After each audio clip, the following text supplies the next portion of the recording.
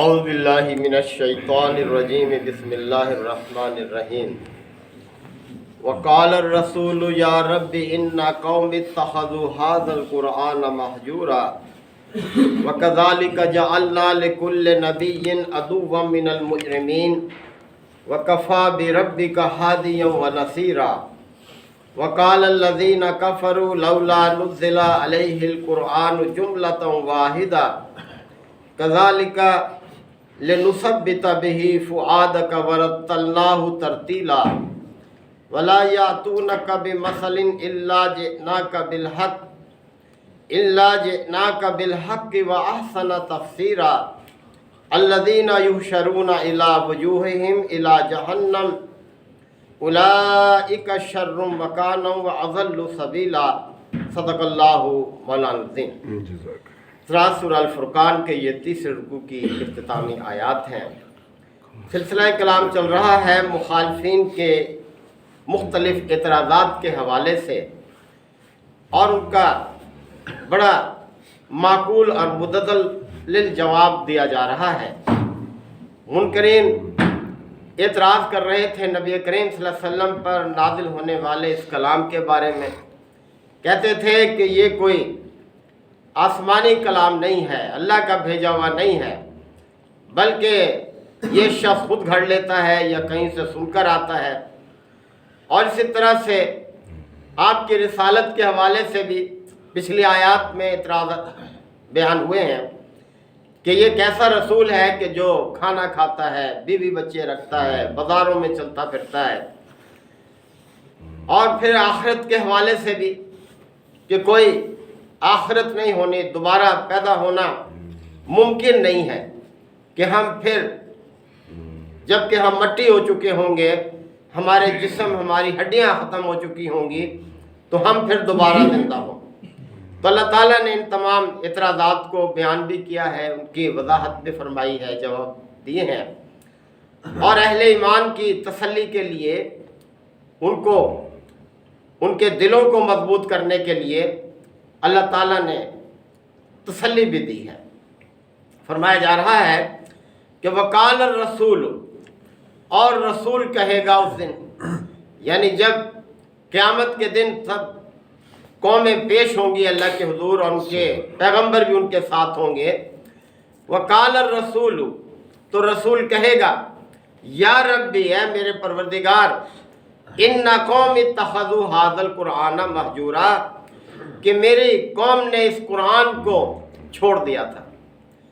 یعنی یہ قرآن جو اللہ کی کتاب لوگوں کے لیے ہدایت، راہ عمل کہ اس کے مطابق زندگی بسر کریں، لیکن انہوں نے اس کو چھوڑ دیا تھا۔ یہ ہجران ہے، یعنی اللہ کی کتاب کا اس کو چھوڑ دینا۔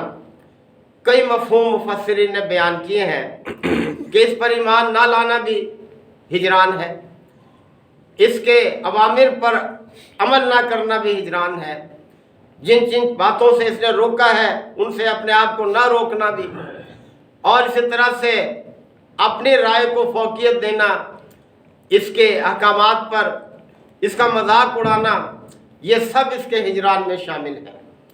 تو اللہ تعالیٰ کے ہاں جب پیغمبر یہ استغاثہ پیش کرے گا اپنے قوم کے خلاف، تو پھر سب کو سوچ لینا چاہیے کہ کیا کیفیت ہوگی پھر ہماری۔ رسول شکایت کرے اپنے رب کے سامنے کہ میری قوم نے اس قرآن کو چھوڑ دیا تھا، تو اس سے اپنے آپ کو بچانے کی فکر کریں اسی دنیا میں۔ وَكَذَلِكَ جَعَلْنَا لِكُلِّ نَبِيٍّ، اور اے نبی صلی اللہ علیہ وسلم، اس طرح جیسا آپ کے ساتھ ہو رہا ہے کہ لوگ آپ کے مخالف ہو رہے ہیں، آپ کی جان کے درپے ہو رہے ہیں، ستایا جا رہا ہے آپ کو، تو فرمایا وَكَذَلِكَ جَعَلْنَا لِكُلِّ نَبِيٍّ عَدُوًّا مِّنَ الْمُجْرِمِينَ، کہ مجرمین میں سے بعض کو ہم نے تمام پیغمبروں کا دشمن بنایا ہے۔ یعنی مخالفین نے پیغمبروں کے ساتھ دشمنانہ رویہ رکھا ہے۔ ایسا کبھی نہیں ہوا کہ پیغمبر نے دعوت پیش کی ہو اور لوگوں نے لپک کر آگے بڑھ کر اس کو قبول کر لیا ہو۔ ہمیشہ انہوں نے مخالفت کی ہے، اذیتیں دی ہیں، تکلیفیں پہنچائی ہیں، لہذا آپ صبر سے کام لیں، آپ کے پیروکار بھی اللہ پر بھروسہ رکھیں، گھبرائیں نہیں۔ وَكَفَى بِرَبِّكَ هَادِيًا وَنَصِيرًا، اور آپ کا رب ہی آپ کے لیے رہنما ہے، رہنمائی دینے والا ہے اور آپ کا مددگار ہے۔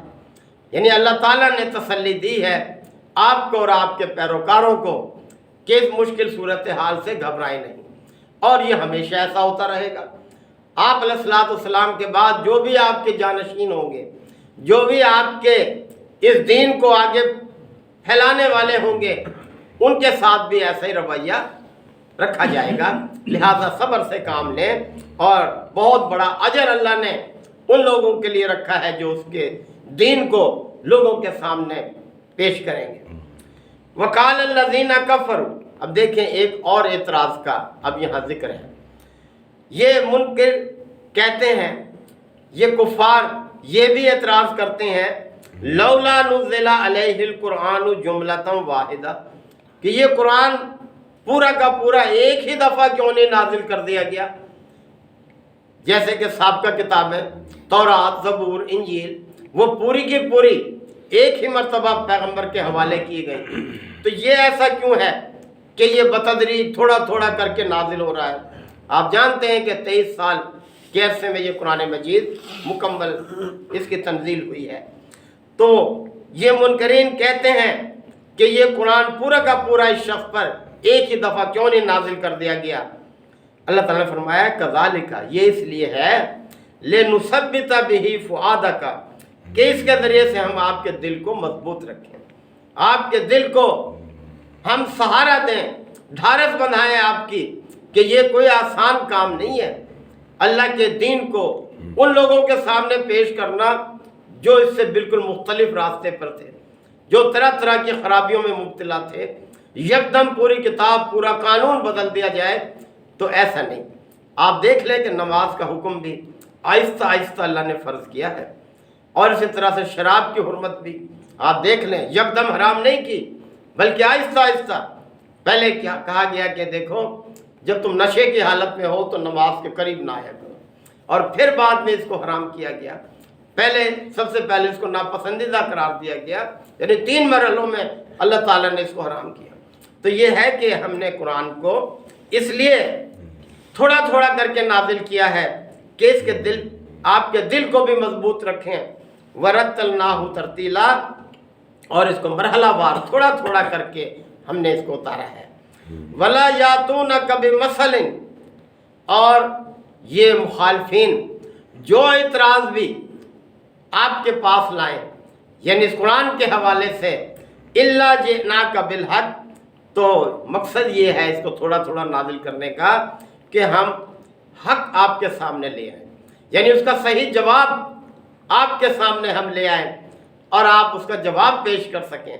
وَأَحْسَنَ تَفْسِيرًا، اور اس اعتراض کی اچھی تفسیر ہم آپ کے سامنے رکھ دیں، یعنی یہ مقصد ہے اس کو مرحلہ وار نازل کرنے کا۔ الذین یحشرون علی وجوہہم الی جہنم، اور یہ لوگ جو جہنم کی طرف منہ کے بل گھسیٹ کر لے جائیں گے، یعنی یہ آج جو اعتراض کر رہے ہیں اس پر ایمان لانے کے لیے تیار نہیں ہے، من گھڑت باتیں پیش کر رہے ہیں، تو ان کا انجام دیکھیں یہ ہوگا کہ منہ کے بل گھسیٹتے ہوئے جائیں گے۔ آج تو بڑے عزت دار بنتے ہیں، سردار ہیں اپنی اپنی قوموں کے، گردنیں اکڑی ہوئی ہیں ان کی، جھکنے کے لیے تیار نہیں ہے، لیکن کیا انجام ہوگا جب سب انسان جمع ہوں گے سب کے سامنے؟ کیا ہوگی وہ عزت کہ جب منہ کے بل گھسیٹتے ہوئے یہ لے جائے جائیں گے۔ اولئک شر مکانا، ان کا بدترین ٹھکانہ انہی لوگوں کا ہے۔ کتنا برا ٹھکانہ ہے، یہ کہ کیسا سلوک ہو رہا ہے، کیا وقت ہوگی ایسے لوگوں کی جنہوں نے اللہ کے دین سے منہ موڑ کر زندگی بسر کی اور اس پر طرح طرح کے اعتراضات کیے۔ وَأَضَلُّوا سَبِيلًا، اور اپنا راستہ کھو بیٹھے، یعنی صحیح راستہ پیغمبر بتا رہا ہے۔ کتنا بڑا احسان ہے یہ پیغمبر کا کہ صحیح راستے کی طرف ان کو دعوت دے رہا ہے، کامیابی کے راستے کی طرف، عزت کے راستے کی طرف۔ اور دیکھیں کیسی عزت پائی ان لوگوں نے، کس طرح سے ہم ان کے نام عزت اور احترام سے لیتے ہیں۔ ان ہستیوں کے نام ہم اپنے بچوں کے نام رکھتے ہیں، اس طرح سے ہمارے لیے وہ محترم ہیں، اس وجہ سے کہ انہوں نے اللہ کے دین کو اختیار کیا۔ یعنی جتنے بھی اصحاب ہیں نبی کریم صلی اللہ علیہ وسلم کے، کس طرح سے ہیں کہ ستاروں کی مانند ہیں، اور آخرت میں بھی وہ ایسا ہی مقام بلکہ اس سے بھی اچھا مقام پائیں گے۔ اور یہی ہمارے لیے سبق ہے کہ ہم اللہ کی اس ہدایت کو ہر چیز پر فوقیت دیں، یہ ہمیں دنیا اور آخرت میں سچی عزت عطا کرنے والی ہے۔ اللہ تعالیٰ ہم سب کو عمل کی توفیق عطا فرمائے۔ وآخر دعوانا ان الحمدللہ رب العالمین، الحمدللہ رب العالمین، والصلاۃ والسلام علی رسولہ الکریم۔ ربنا آتنا فی الدنیا حسنہ وفی الآخرۃ حسنہ وقنا عذاب النار وادخلنا الجنۃ مع الابرار یا عزیز یا غفار یا رب العالمین۔ اللہم انک عفو کریم تحب العفو فاعف عنا۔ اللہم من احییتہ منا فاحیہ علی الاسلام ومن توفیتہ منا فتوفہ علی الایمان۔ یا شافی الامراض اشف مرضانا ومرضى المسلمین۔ یا قاضی الحاجات اقض حاجاتنا وحاجات المسلمین۔ اللہم اعز الاسلام والمسلمین۔ ربنا تقبل منا انک انت السمیع العلیم وتب علینا انک انت التواب الرحیم۔ صلی اللہ تعالی علی خیر خلقہ محمد وآلہ وصحبہ اجمعین۔